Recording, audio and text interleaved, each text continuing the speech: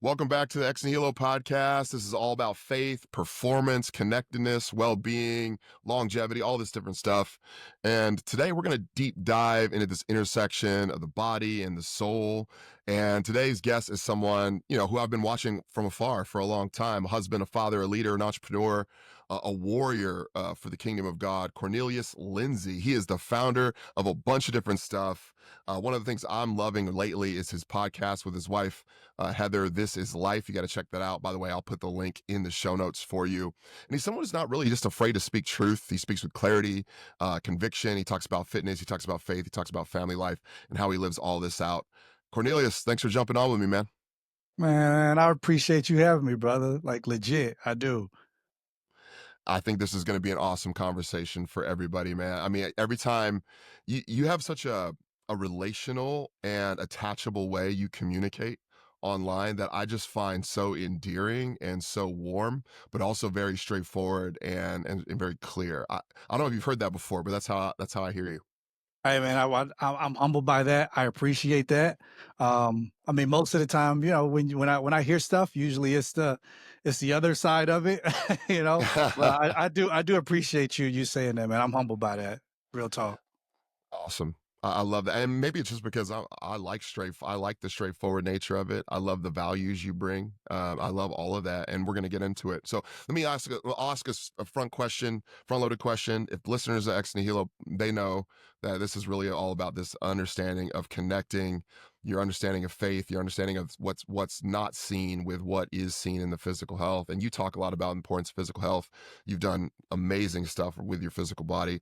How do you see physical discipline sort of influencing spiritual growth and personal development? Do you see that connection at all?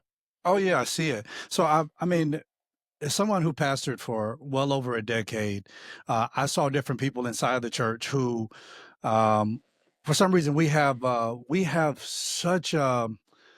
have a mentality that is driven towards healing. We have a perspective that's all about healing, but we don't really focus on health. If you look around at the Big C Church, you see a lot of healing conferences, but not really enough health conferences. So we don't talk about that.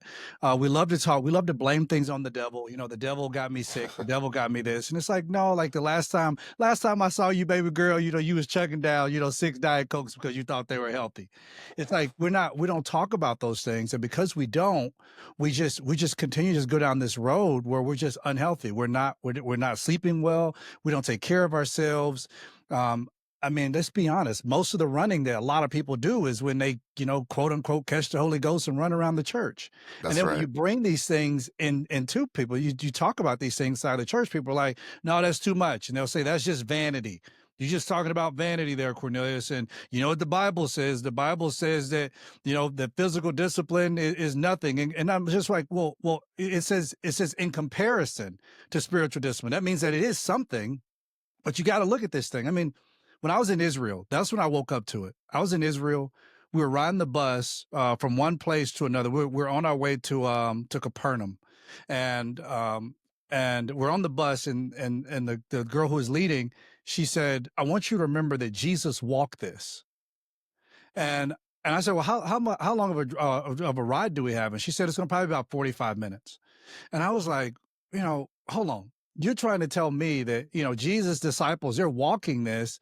And nowadays, like we get upset when the parking lot is too far away Come from the on. front door of the church. And we're talking about being disciples, but a disciple is a disciplined one. So you're trying to tell me that I need to overcome demons when I can't even overcome a donut. Like that's the problem. Yes. So looking at this and how we are just so deeply disconnected, and how our physical health plays a huge part in our overall lifestyle and our overall well-being, how we think, how we respond, how we talk, how we act. I mean, we'll feel better if we just got enough sleep at night. If we turned off social media, we turned off the TV, we got rid of the blue light, we had red light therapy, we went out. Dude, we have to take vitamin D pills now because we don't get enough sunlight. We're inside too much. We don't go Yep. for walks. We don't hike. We don't see nature.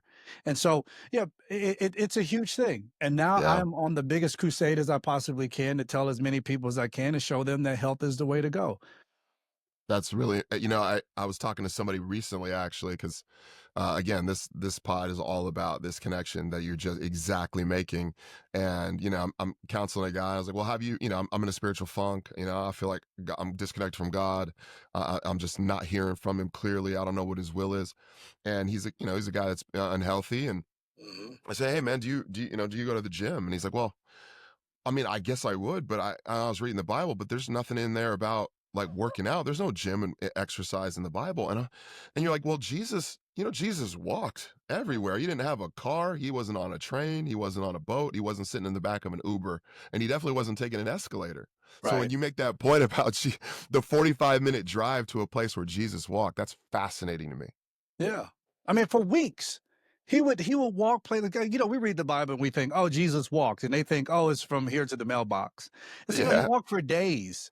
They walked Hmm. for weeks to get to where they needed to go. And man, it's something that you just said about the guy. I've had people say that before. They're like, well, the Bible doesn't tell me that I need to work out. And I'm like, well, the Bible didn't also tell you to play video games, but you do that. It's just Figure like, that out. yeah, it's like we love to pick and choose and point out what we believe is important. But ultimately, our life expectancy is getting worse nowadays. Hmm. The pharmaceutical companies, they're pumping us with more and more and more medicine to make us more dependent upon the medicine because ultimately their goal is to make money. So if they Hmm. can, I mean, they're the biggest drug pushers. If they can just get you hooked, get you dependent on the drugs, like, dude, that's it. And then you got we don't eat right. The chemicals that are in our food, so we can't tell people to eat right. And then people say, well, eating healthy is expensive. Well, so is cancer treatments. Pick your Hmm. expensive. You got to pick it. So yeah, bro, I'm down this lane with you. I'm right there with you. I've seen how much like you have pushed it and how hard you've gone on it. And I think there has to be more voices that speaks up, especially for people in the church. We Yeah. call ourselves disciples and we're not disciplined. That's a problem for me. It's huge. Yeah, I mean, I'm thinking of John 4. Jesus sits next to the woman at the well. He sat down because he was tired, Mhm. right? Like, and you think about that, like he was tired. Why was he tired? Well, he's walking for days on his journey, and we don't get all that tired. We get tired. Here's what we do: we get tired from from sitting. We get tired from Yep. sitting. We get tired from our screens. We get tired from we sleep wrong. And Right. the average person goes. They wake up out of their bed. They go from bed to car in a commute to desk to car to couch for Yep. entertainment and then back to bed. Right. And if they're lucky, maybe they squeeze in a workout or something like that, like Lord willing. Right. But most people are sedentary, and so we don't have to find a seatbelt in the Bible, and yet we still click our seatbelts in. And so nowadays with Jesus addressed the things that he had to address in his day, and he didn't have to address sedentary lifestyles because there weren't very many sedentary lifestyles. Right. I mean, they moved. Man, I preached in Ethiopia back in my first time being in there. That was back in 20, I think it was 2012. And I pulled up, I preached inside of a barn. I pulled up and I mean there were people they were all in there. They were sitting on hay and some people were sitting on like tree stumps and stuff and that they had just kind of wheeled over into the thing. And I asked the pastor who I was with, Pastor Alamu, I asked him, I said, how these people get here? He said, Cornelius, they walked. He said, some of them walk for 2 hours, some of them walk for Mm, 3 hours, some of them walk, and he just said, just they walked. And I thought, man, this hunger for this, that they would be willing to walk, you know, wow, that in America, it's like we will critique a church because, the sound is too loud or because, like I said, because the parking lot is too far. They've God forbid they huge. have to park further in the parking lot just to get to the front door. It's like, well, I'd just rather not come because it's not convenient. And so Wow. we have a huge, huge problem. I'm trying my best, bro, to sound the alarm on many of the problems that we do have because it's alarming. I do not believe that this was the idea of what Jesus wanted the church to be. I don't believe it. at all. Yeah, so you're saying, well, just to comment on the parking lot thing. I mean, you go to like a let's say you go to like a Target or something and you see the line of cars waiting for those close spots Yeah. when the whole back half of the parking lot is It's was empty. wide empty. You can park, you can walk, you get a little extra walking in, and what's the big deal? You know what I Right. mean? Like, come on Right. now, guys. You're seeing the connection because it's one thing if hey, you're not a Christian, you do your thing, you're out there in the world, but for those in the church, for Christians to have this cognitive dissonance, to totally miss this idea that there's bodily stewardship attached to your faith. What have you seen in the church? Are you seeing people just as, I don't know, overweight or obese or non-caring, let's say, about their body? Now, I'm not trying to play into the shame of others. That's not what I'm doing, but I'm just saying Right. merely observations. Are you seeing that as well in the church? Absolutely. Uh, uh, I see it. I see it from the pulpit all the way down to the pews. We're not taking care of ourselves. I mean, Yeah. I've 32-year-old friend who just had a heart attack. Oh my gosh. And it's like, I mean, when I was growing up, heart attacks was people that were in their 70s, 80s. He's 32 years old. And so you look at these things and you really start to question, you really start to think like, okay, what's really going on? Um, and what's the problem that we're seeing right now? And so, you know, looking at the progression of where we are right now, just as the Big C Church, there is there's a huge problem. Mhm. We're getting bigger, we're getting sloppier. Um, we have and here's the it's not just physical, which is Mhm. why I'm so big with soul care, because soul care for me is a proper alignment between the spirit, mind, and body. Bro, I talked about me pastoring for over a decade. Right. For 80% of that time, I was severely depressed. Mhm. I was depressed. I was suicidal. I was all these things. I'm traveling around the world, writing books, speaking to these people, doing all this kind of stuff, but I'm depressed. I'm really not taking care of myself. I have a new family. I have a fairly new marriage. It was just hard. It was tough. And so when I talk about just this disconnection, it's not just a physical piece. Mhm. It's that most people they feel disconnected from God.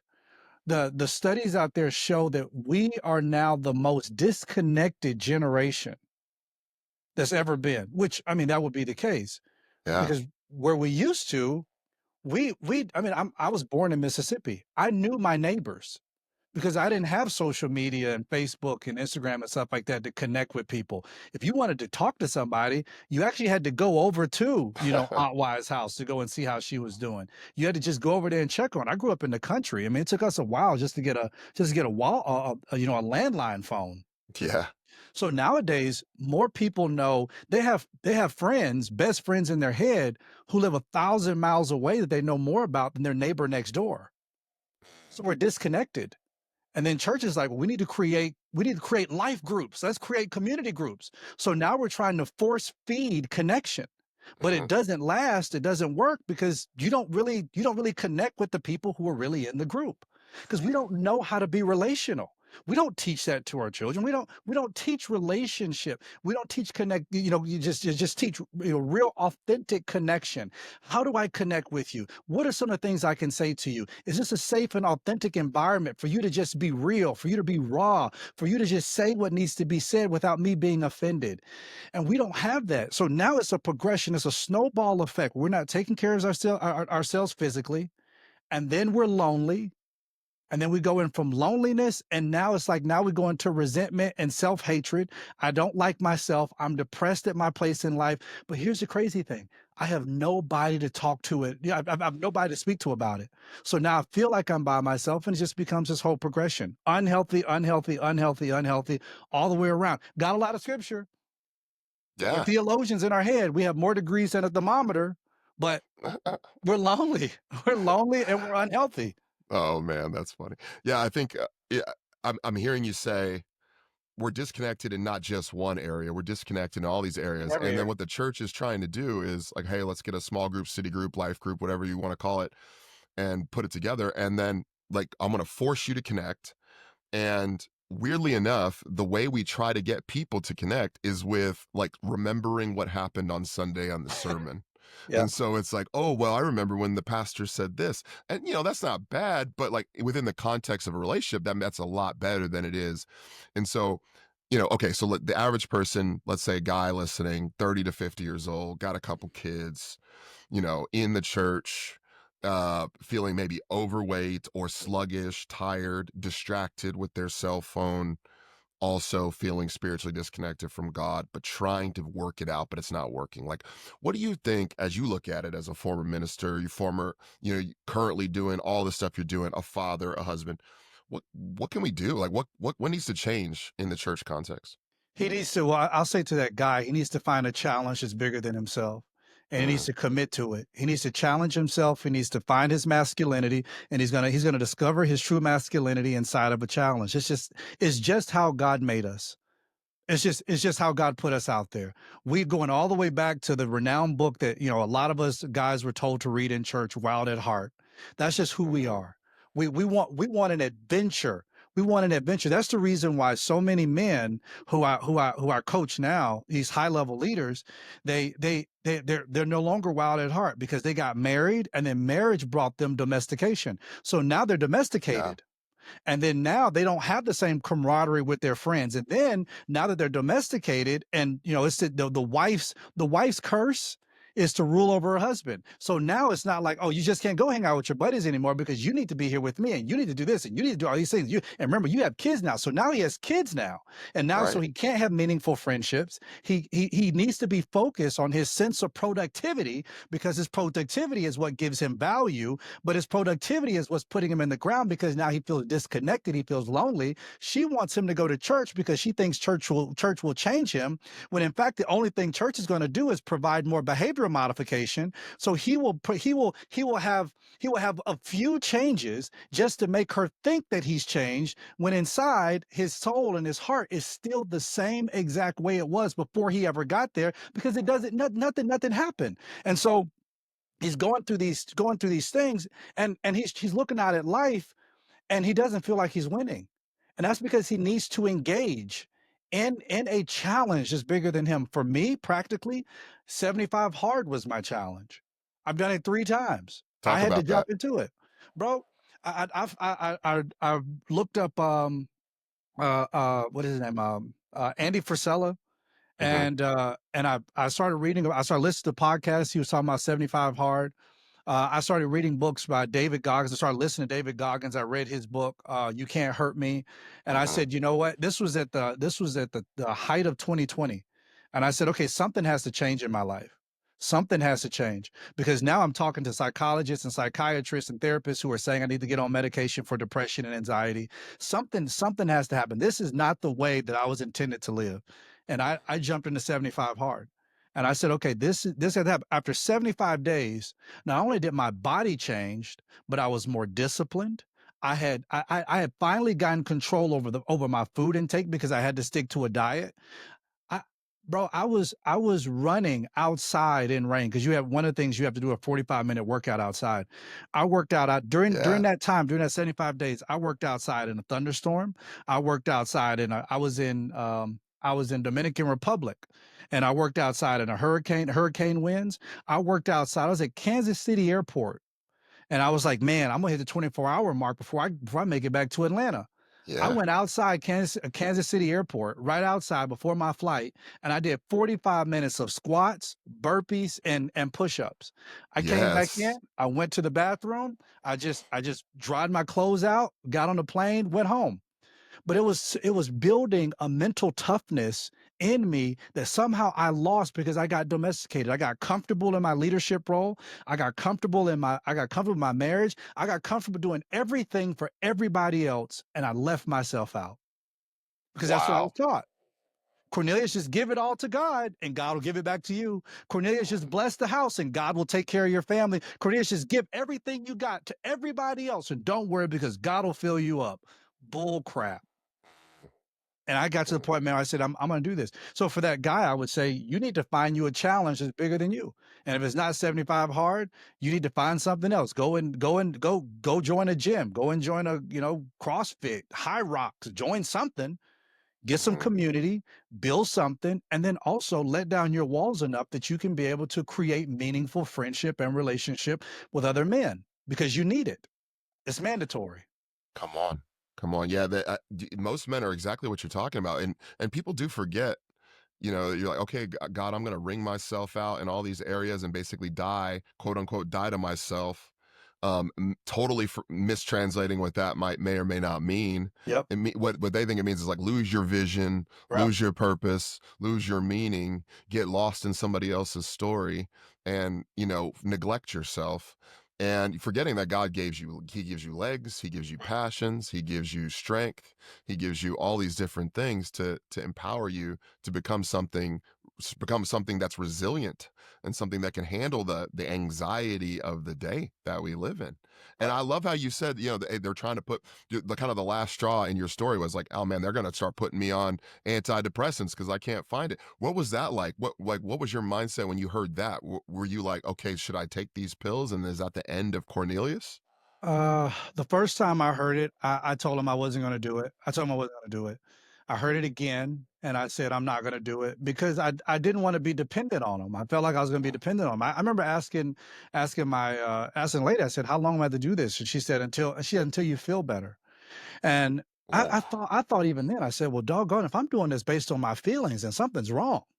Because I don't ah, wanna live my life dictated by my feelings, like, I don't wanna do that. But the mm, 3rd time I heard it, life had just gotten so bad, that was right around this about 3 years ago, about 3 years ago, my mom shared with me that the man who raised me wasn't my father, mm, and that my father was another guy. So when that happened, I mean, I was 36 years old at the time. I just kinda went over the deep end, and, I was numb to the world. So at that point, I said, "Okay, I'm gonna take it." That was years after I had done 75 hard and stuff like that, and really got into the mental toughness. But because of this event, I dove, which happens to a lot of us men. We have wow. these big events, these big traumatic events, and we dive. We go more into alcohol. We go more into pornography. We go more into prostitution. Getting prostitutes. We dive deeper into it. And so at that time, I made a decision. I said, okay, I'm going to stop drinking alcohol. So I joined AA. I joined AA the next day. I said, okay, I'm going to get on the medication, but I'm only going to be on it for a short amount of time. I got on it. I think I was on it for about 3 months or so.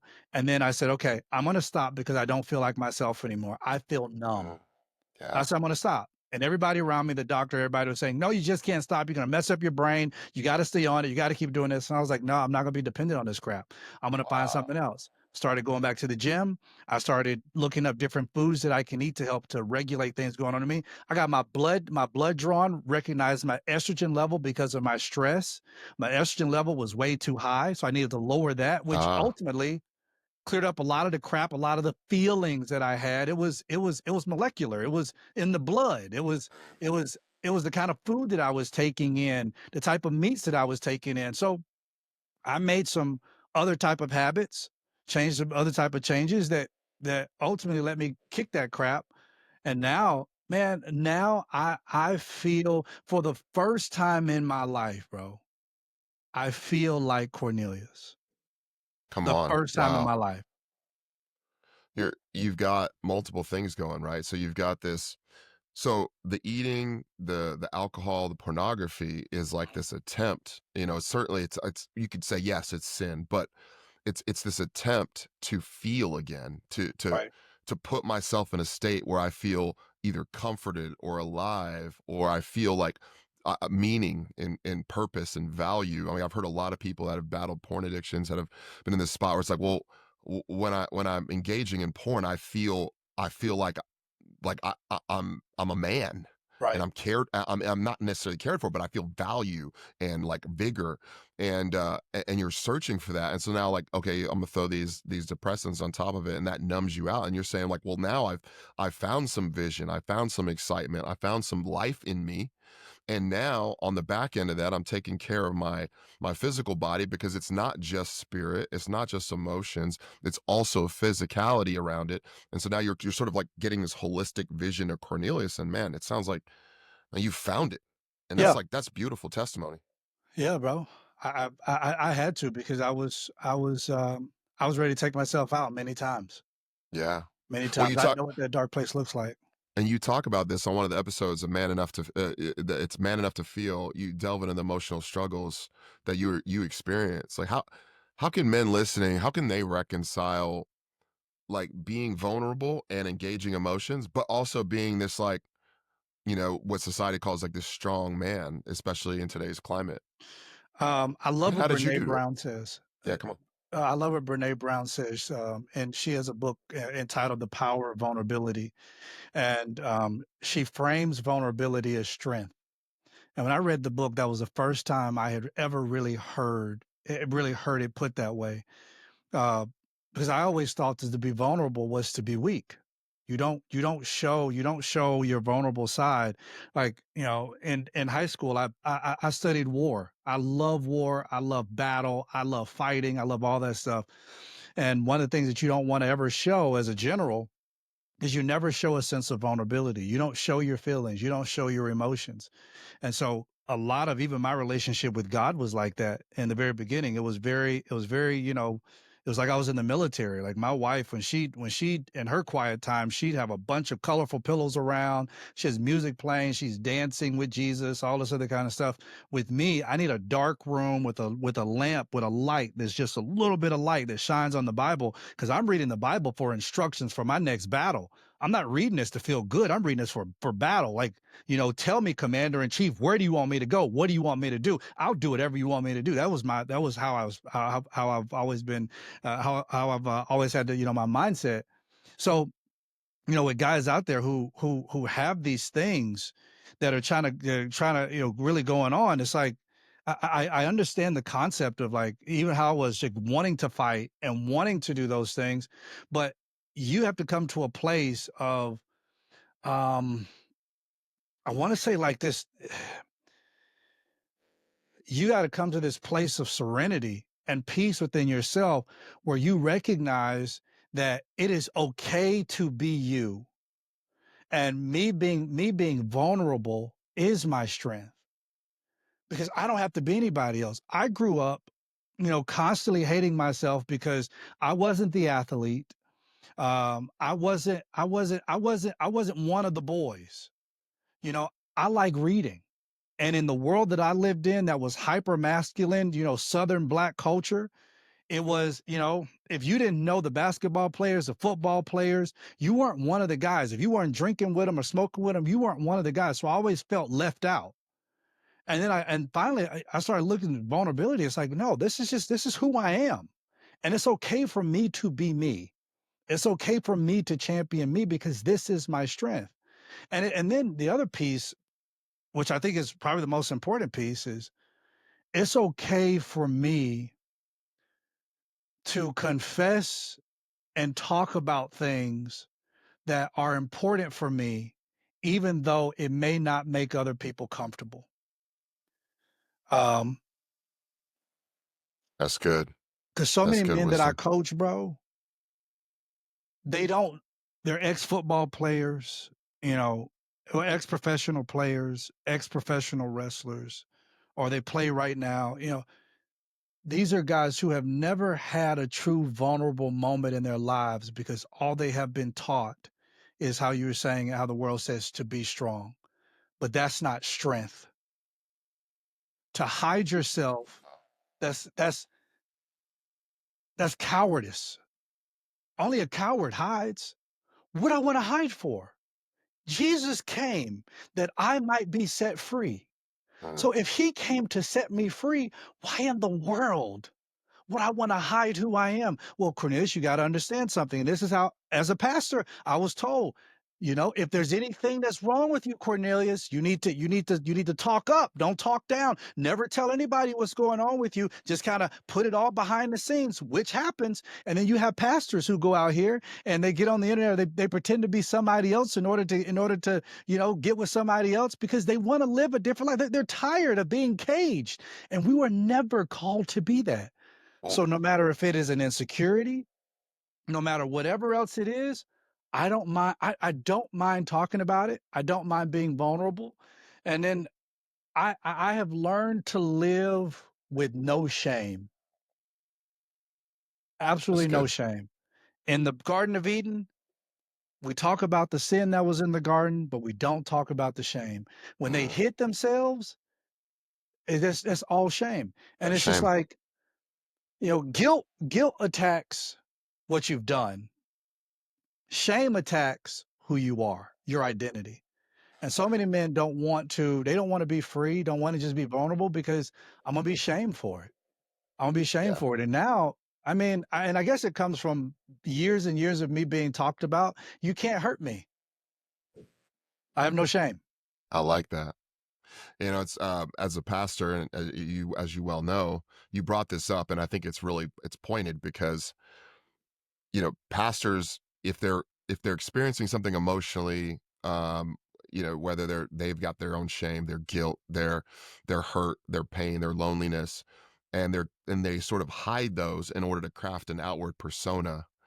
What they're sort of doing to their people is telling their people, hey, I don't have those things.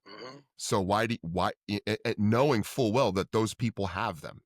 And so people are feeling all sorts of ways and going, well, okay, well, I shouldn't feel lonely. I shouldn't feel guilty. I literally had somebody text my wife and they were asking questions. They're my wife's family member. And she goes, you know, he hasn't been in church in a really long time. He goes, why can't I be strong like Eddie? And I thought, okay, what did I do in order to project this like era that I'm always strong? Second, like that's not the way. Like vulnerability, I want to wear my emotions and my brokenness outwardly. Like I struggle with loneliness, I struggle with fear, I struggle with these things. And here's how I'm walking through that and overcoming them, as opposed to I don't feel those things. I'm Right. perfect because the gospel says I should be perfect. And that's just white knuckling this like faith that's like it's impossible to maintain, but like yet the outward perception of many ministers or even many leaders or maybe many fathers is that everything's okay, and if you're not, something's wrong with you. Yep. And then that's how we come out with the quote unquote scandals Yeah. and the issues. Right. Bro, I've said this before. I have preachers, I have pastors who I know currently who have confessed to me they no longer even believe in God. They still preach. They preach every week. They have huge followings. They don't even believe in God anymore, bro. And they won't. Here's the thing, and I get it. I pastored for a decade, so I get it. They Yeah. say, well, you need to go and talk to your pastor. I went and talked to my pastor many times, and Hmm. guess what? I was told when I went and talked to my pastor, I was told that I went and told him I was depressed. His next thing was, oh, I hate to hear that. Do you mind helping me grow my Instagram? That's what I was told. That's what What? you might help me grow my Instagram. I thought, crap, like for real. I went up. Everybody said go up. You said you go up. I went up, and most time all I received when I went up was more shame. And Oh then my but then gosh. you don't want to go up too much, because if you go up too much, you share too much. You're gonna say you need to sit down. And you don't want to sit Oh. down because you got money you have to make. You have things you have to do. And now you can't show too much of your humanity to the person who's above you, because you're like, if I show too much of my humanity, you won't give me any opportunities. You won't do this, you won't do that. So you have that part of it. And so you have so many men, bro, they live in a bubble. Take it Wow. from the Bible. Naaman. Hmm. Naaman was a great general. He was loved by the king. He had won all of these battles, had all these victories. People cheered for him in the streets. People absolutely loved him. But the Bible says he said he had a problem. He had a skin disease. And he came back from battle, and now he has this. The Bible doesn't even give this girl a name. It says some young girl who more than likely was a prisoner that he got from some battle he won, and he was undressing himself, and the girl noticed the skin disease that he was hiding underneath his general uniform. And she said to him, I know somebody who can heal you. But the problem is that in order for you to get to him, in order for you to get to Alicia, you're going to have to go to a country that you've defeated.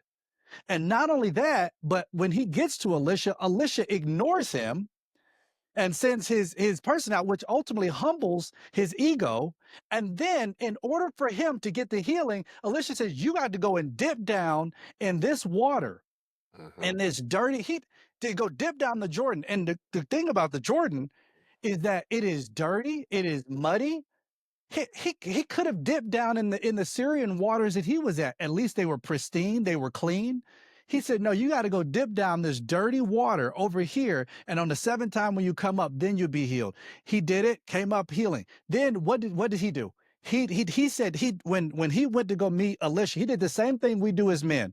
He went to go meet him, and he took all of this gold. He asked the king, because he said gold. He took gold and silver and all this stuff, and he said, "I'm willing to pay whatever I have to pay to get rid of what I don't want everybody else to see."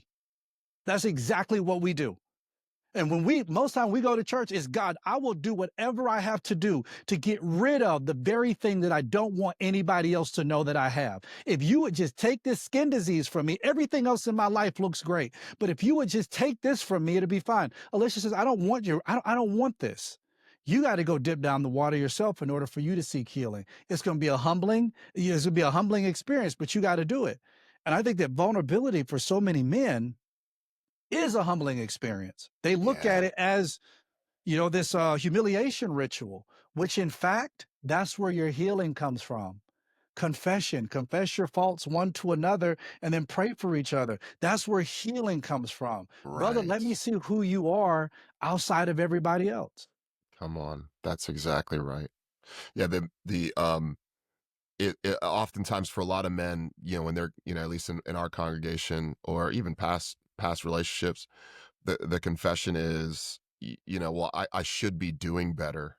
And so they're starting the big wall they've built for themselves is starting to crack. And then all of a sudden you get a word like, I should be better. And you're like, okay, like let's go one level deeper. Like, I don't have any friends. I'm lonely. I don't have anyone to talk to. Okay, like that's a massive step of confession, because being lonely is a normal part of life. It's not what God wants for you ultimately, but you're lonely not because something's wrong with you, but because something's right with you. You were designed for community and relationships. And so being able to confess that is like step one, step two, like, okay, now we're on the right journey. But man, we're taught that we're not supposed to feel that. I'm not supposed to be lonely. I'm not supposed to be afraid. Uh, I'm not supposed to be all these different things. And Which I'm not is supposed so to be weird. sad. Yeah. Yeah, which is so weird because many of us boys went to school. We played in team sports, Mm. and team sports was all about teamwork, camaraderie. You go to college, you maybe join a fraternity, you get in a group, I mean, we were so made for community, so much so that, boys in inner city neighborhoods, they become so lonely, they're willing to join a gang just to have family. Yeah. And then for some reason we feel like, oh, well, now we've graduated, now we've done this, now we married, now we found the princess, we've married the woman, and now we've had the kids, and now I don't need relationship anymore. I don't need Mm. friendship anymore. I'm just going to go to work, do what I have to do what I'm told, honey-do list, and that's going to be it. And that's why you're decaying, and that's why you're dying. You have millions of dollars in the bank, bro, but you're unhappy because you have no friends. You have nobody to enjoy it with. And then to throw on top of that, you've been hurt, so now you have trust issues. You don't want to trust anybody because you got money, but the people around you don't. So now they want to use you for the money that you have because they don't have any. So now you got trust issues. You look at everybody sideways. You don't want anybody else to come around, and you're always telling everybody that you're okay because, if anything, Cornelius, you need to fake it until you make it. The Oh, problem is you just became a professional faker. You haven't made it. You're sad, you're lonely, and you're depressed. my goodness. You've this is a good point to bring it up. You brought up in, podcast episodes in the past, and one of the things you say, hey, a boy needs a father to learn how to be a man. And then you brought up this element, how men without fathers, they'll go search out another masculine figure. And oftentimes it is like somebody in a gang, and they're learning how to quote unquote be a man from somebody that's probably going to destroy their life. You're a father. what have you done? How have you passed off now in your long transition as you've uncovered what it means to be Cornelius? How have you passed that off to what it looks like to be a man to your kids? So, I mean, I show them strength, but I show them strength and vulnerability. Mhm, You probably, my kids will tell you I apologize to them a lot. I tell them I talk about my own faults. You know, I don't like with my son. He may come home and he may be like, "Dad, you know, I made a C on my exam," and I'm like, yo, you know, I don't. I don't blow up at them because I'm just like, you know, man, I remember, you know, my history exam, I failed the thing. And he's like, really? You know? So I bring a sense of commonality that allows for him to introspect in a healthy way, in my opinion. mm, Also, I'm a firm believer in guidance, not control. I don't. My kids are they're probably more frustrated with me because I don't give them answers. Most of the 90% of the time, I don't give them answers. I ask them questions because I tell them all the time, I won't be with you always, mhm, and I want to make sure that you're ready for adulthood, that you're ready for it, and I don't want you to be like a lot of us adults are. I get so many people who'll ask me questions. They'll say, "Chris, I don't know what to do because I feel like God is silent." And I'm like, at what point did you feel like, you know, you didn't have a sense of autonomy, or you didn't have a sense of being able to make a decision? What you're yeah, saying is God is silent, but I'm overly anxious about my decision making process because I grew up in a household or an environment, a society where everybody told me what to do. And now I'm an adult and I need to be able to make some decisions for myself. And the father, as a wise father as he is, he trusts us to be. He wants you to be able to make a decision, a that's wise right. decision. And so if my kid comes to me, he can't open up a jar, figure it out. And then also just I'm a firm believer in being present and active. So my schedule evolves around my children. And so, you know, if my son has a football game, I'm at his game. In fact, Yeah. I'm going to be his conditioning coach for my oldest kid for his football team. If my Oh, daughter has a nice. softball game, I'm there. If my son has a game, I'm there. I will cancel a Zoom appointment because of anything. And because of that, I've had to learn in my work schedule and everything that I do as an entrepreneur, business with real estate and stuff like that. I've had to learn how to spend 3 good hours working, focused work, because of the rest of the time I take my kids to school. I pick my kids up from school. And I love doing that because most of the people who are in line are moms. I love that I have the freedom to do that because like they laugh at my wife at the school because they say, like, they'll still have my wife, hey, you need to check your kid out. My wife is like, I don't know how to do that. Let me call my husband. I say, call your husband. Like that's uncommon. But Yeah, these are it things is. that being active, being present, I feel like all those things are extremely important for the kids and for their well-being, for their emotional well-being, I would say. I mean, you're a busy guy. I think that's obvious. I mean, you do so many great things online. I mean, I'm looking up all of the different stuff you've got going here, the mentoring, the podcast, all this different stuff. You know, it it's clear to me that as you talk, it's a holistic approach. There's the emotional, there's the spiritual, there's the physical. How do you, as someone who's in shape as you are and you're constantly working out, how do you, and I know this is a question I just get constantly because I'm too busy to work out, but how do you keep, a fitness routine consistent when things get busy as a father, as a husband, as a leader? How are you doing that personally? I like list, you know. Mm, I like to write down. So there's a book I read years ago called the 80. It's either 80/20 rule or 20/80 rule, whichever way it is. mm, But what it does is you write down 100% of your responsibilities. You take the bottom 80% and you delegate them to someone else. The top 20% you do yourself. mm, So like for years, I was just starting pastoring. I had businesses. I was doing Amazon drop shipping, some other things on the side, and we had just started having children. And me and my wife, we're getting frazzled. She's like, I can't keep the house clean and cook dinner and do this. And I'm like, man, the trash has come and left, and the trash is piling up.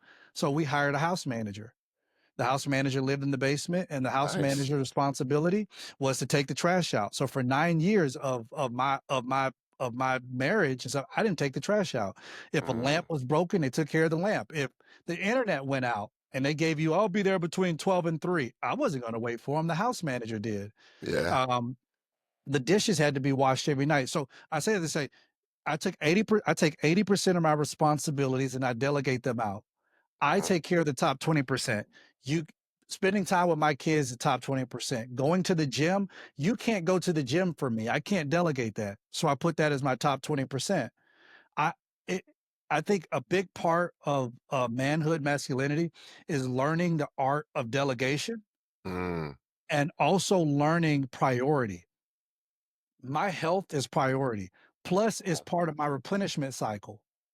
My yeah. replenishment cycle is 3 things: working out, traveling with my friends and with my family, and then also, spending time by myself. That's how I replenish my cup. I have to Hmm. go to the gym.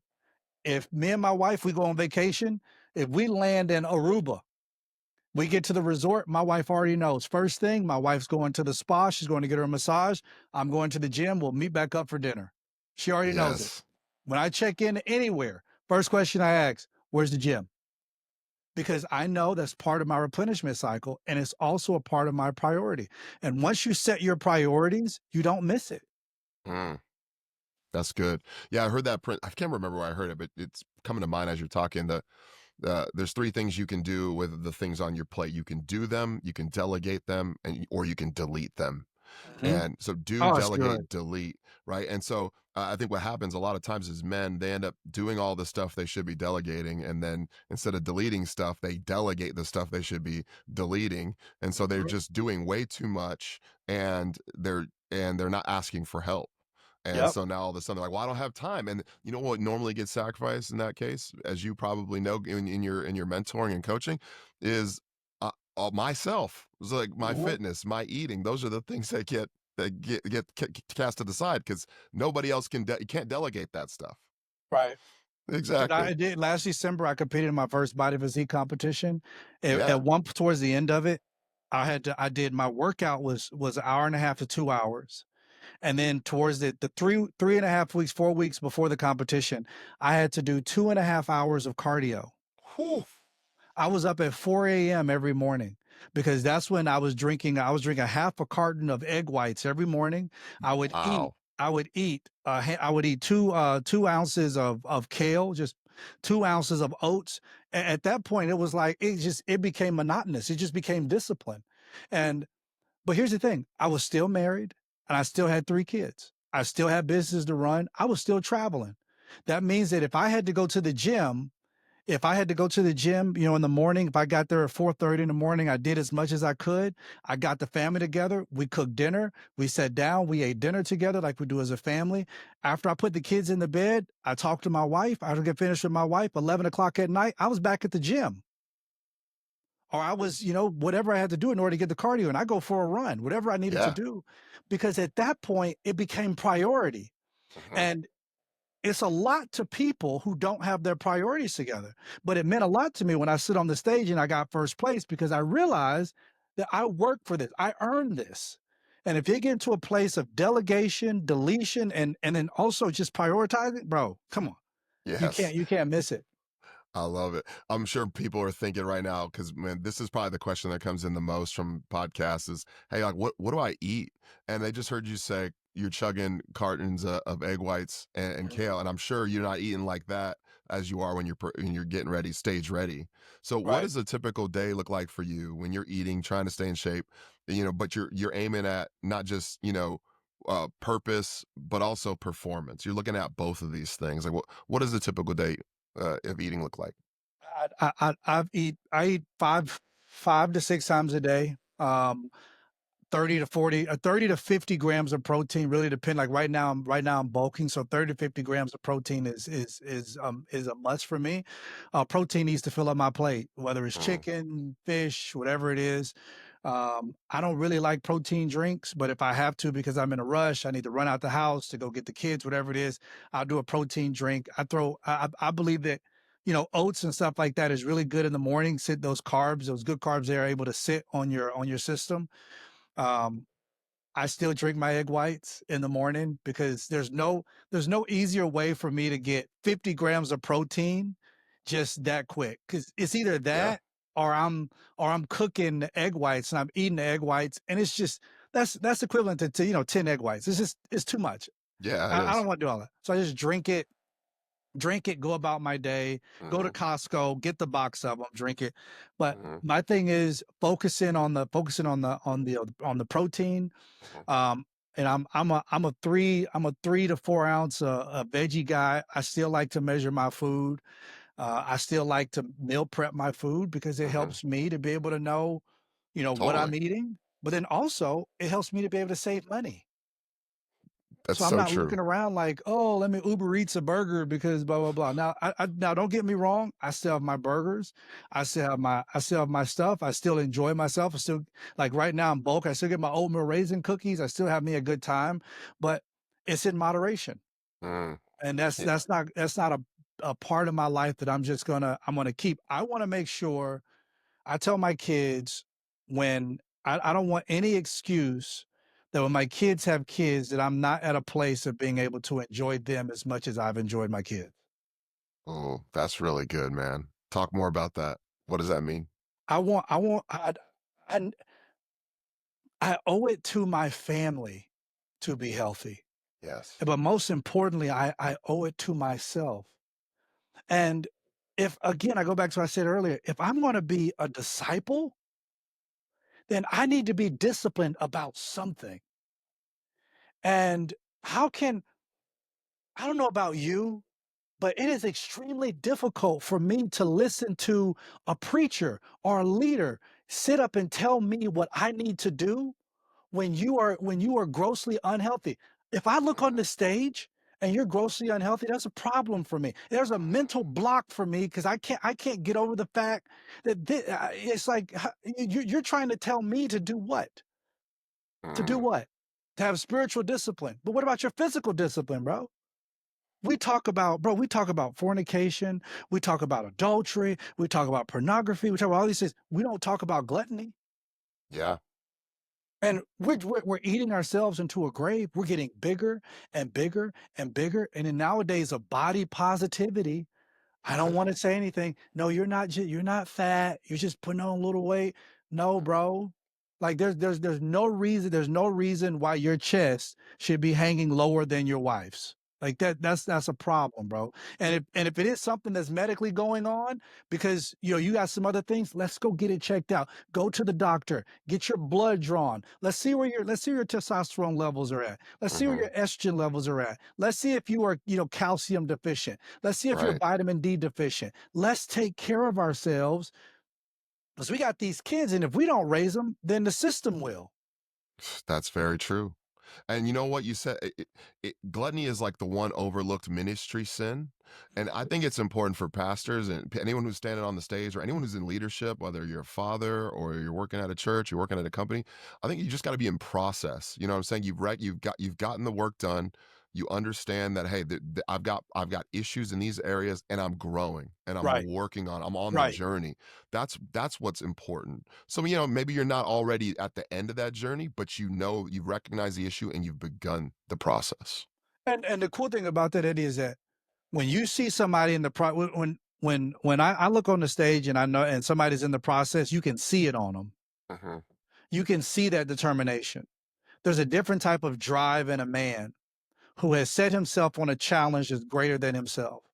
You Come on. can see it on him. You see it in his face. You can discern it about him because there's something that's special about him. Something special about a man that when he's sitting at a table and everybody else is drinking, but he's working on something, and he says, "No, no, I don't want that. I'll take a club soda with lime, please." Hey, Mhm. bro, just get a beer, man. We're all having a beer. We're just having a good time. I don't want anything, but I love to just socialize you guys if I can, but I don't want that. We push it away and we get what we need. That there's a different type of drive there that you can notice at a man. I'm referring to that man who's just who break the one who breaks my heart, Eddie, because he's the one who has all but given up. Yeah. Yeah. That person who's quit, you can see it. You can see the vigor, the vision leave their eyes, It's gone. and you notice and you go, "Oh man." So I know we're coming up on time, but let's end there with this question. Men who feel like they're at that spot, maybe they feel stuck, they're out of shape, maybe they're too busy to get going, maybe they feel a little bit spiritually lackluster. What is one or two small things they can do today to sort of reclaim their health, reclaim their strength and their vision? I say number one, you need to find a challenge, find something that's bigger than you. Whether it is 75 hard, whether it's joining a CrossFit gym, whether it is, whether you create your own challenge and you tell yourself every day when I wake up, I'm gonna do, I call the 300 Trinity. You're gonna do 100 push-ups, 100 sit-ups, and 100 air squats. I don't care Yeah, what it is, but find a challenge that's much bigger than you. And then the second thing I would say is that you are going to have to discover the root issues. And if you can discover those, then you need to get with your pastor or with a mentor or find a coach, whatever it is, because you have some root issues that have to be uncovered. When the root is unhealthy, then the fruit is unhealthy. good. And we work so hard about, well, how can I be a better father? How can I be a better husband? How can I be a better pastor? How can I be a better leader? If you want to be better at any of those things, the root issue is you getting better. Because when you get healthier, you become a healthier father, you become a healthier pastor, you become a healthier husband because you're healthier. And if you're not engaged in a process, therapeutic or whatever it is, if you're not engaged in a process and in a community that promotes healthy you, I'm Mhm. not talking about I'm not talking about somebody sitting down the whole time just telling you all the things you need to do to change. I'm Yeah, talking about spaces where you have to listen, spaces where you are encouraged, spaces where you are challenged in a healthy way, where you walk away from eating lunch with people and you say, "Man, I want to be better." that's right. That really challenged me. And finding that challenge and also starting you a process, a program or something where you can get healthy, get your soul right, get your soul right. That's good. Man, Cornelius, this is fantastic. So where can people find more about you? You do coaching, you're online, you got the podcast. Where can people are listening as they want to know more about you? Where can they find you? Yeah, so my wife and I, we do have a podcast called This Is Life. It's available. Highly recommend, by the way. Sorry to interrupt. If you're married, go get this podcast. Go check it out. Yeah, I This is appreciate life, that. right? Yep, This Is Life. This is Life with Heather and Cornelius. It's available on all major platforms. You can get it there. I'm on Instagram, Twitter, all that stuff. I am This Is Cornelius on all of those different things. My website is corneliuslindsey.com. I do provide coaching, so I provide executive coaching for high level individuals. I also provide consulting for pastors and also for marketplace businesses who they need their foundation rearranged. They're trying to the example I give is they're trying to fix the interior of an airplane while it's still in the air. So I help them land the plane. We discover root issues, whether it's a problem, whether it is a staffing problem. I discover root issues to ultimately be able to get that plane back up and running, change the interior, get you up in the air. My goal in consulting and coaching is two things. When you leave me, you have clarity and you have confidence. But any way you have it, you can reach out to me. I'd be happy to schedule a call with you and discuss those things. But Eddie, I appreciate you having me on, bro. Absolutely. Highly recommend Cornelius, guys. Go check him out. Man, this was a blast. I hope people felt blessed by this. And if your coaching's anything like this episode, I think people are going to benefit greatly. Thanks I for being on, appreciate man. that. Also, one last thing, man. Yeah. I have a men's retreat I host, Okay. and I need to get you there, Eddie. But it is I host men's retreats. I do one a quarter. We go to Wyoming, Montana. We go to Texas here soon. We do a father and son one in Texas, and then I have one in December in Dubai. We do them in different places. But the whole idea is to create a safe environment. I set the table. I have a chef that's there. I set the table when you come. There's absolutely no responsibilities that you have to take care of. There's no preaching sessions, nothing, no seminars, no anything. I call it church in the wild because it's truly a wild experience. I've had guys who've come who didn't even know who Jesus was. They got saved through a conversation at 2 o'clock in the morning. They were smoking a cigar outside next to the fire and accepted Jesus Christ. Next thing you know, 3:30 a.m. We're all sitting around at the river Oh, and man. they're baptizing them. It's completely Holy Spirit led. It is the craziest thing, the wildest thing, but the most glorious thing you'll ever be a part of, that you'll ever see and you'll ever witness. I hosted men's conferences for over a decade, and I will go on record as saying that the retreats are 100 times more powerful than the conference, because you're not sitting there listening to somebody on the stage. You actually have to connect and you have to disconnect from the world around you. So if you want to be a part of those, you want to come, I'd love to have you. The schedule and everything is online. You have to go to sabbathfoundation.com. Again, it's www.sabbathfoundation.com. And if you're married, my wife and I have a marriage retreat in December. Yes. I forget the dates. And that's sabbathfoundation.com/reset. So sabbathfoundation.com/reset. Dude, that's awesome. I'm gonna put, just for everyone to know, if you're not writing that down fast enough, I'm gonna throw all the links for everything Cornelius just said in the show notes, as well as a link to one of my favorite podcast episodes that he and his wife Heather did. Fantastic content, and so don't worry. Go to, if it's YouTube, go down into the show notes. It'll be in the podcast notes as well. Cornelius, man, thanks for being on. This was awesome. Hey, thank you so much for having me, Eddie. I really appreciate it.